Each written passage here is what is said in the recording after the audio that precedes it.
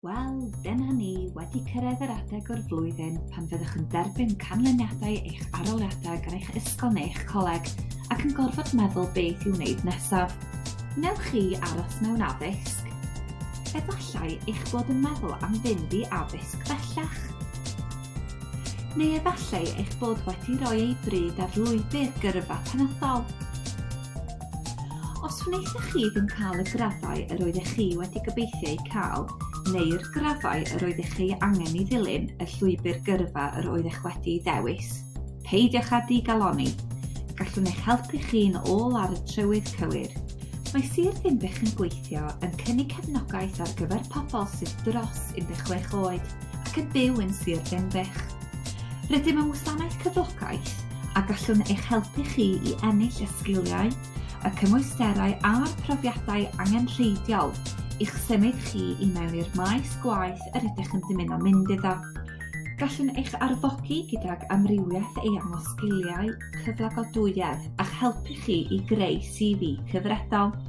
Rydym yn cynnig cyngor a chefnogaeth ymarferol a sut i ysgrifennu ceisiadau am swyddi a sut orau i ateb cwestiynau mewn cyfweliadau. Gallwn gynnig lleoliadau gwaith gyda thal a heb dal mwyn eich helpu chi i wella'r sgiliau sy'n angenrheidiol ar gyfer y gweithle. Gallwn hefyd cynnig cymorth ariannol i'ch galliadu chi i ennill tystysgrifau hyfforddiant cysylltiedig ar gwaith. Dyma ddwy enghraifft o bobl yr ydym wedi eu cefnogi'n ddiweddar.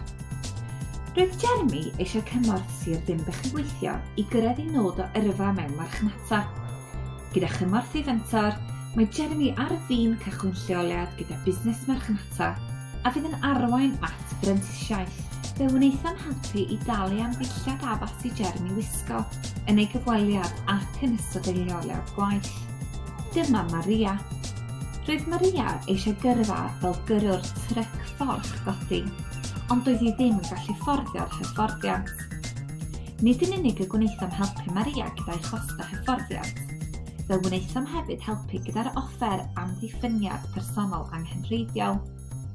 Ar ôl i Maria ennill ei thrwydded, fe wnaethom ei helpu hi i gael lleoliad gwaith gyda chyflenwr a thwyladwyr. Yn dilyn y profiad gwaith hwn, cafodd Maria swydd barhaol gyda'r busnes. Rydym yn gobeithio'n fawr y byddwch yn cael y canlyniadau yr ydych yn gobeithio eu cael. Ond cofiwch, mae Sir Ddinbych yn gweithio yma i helpu chi.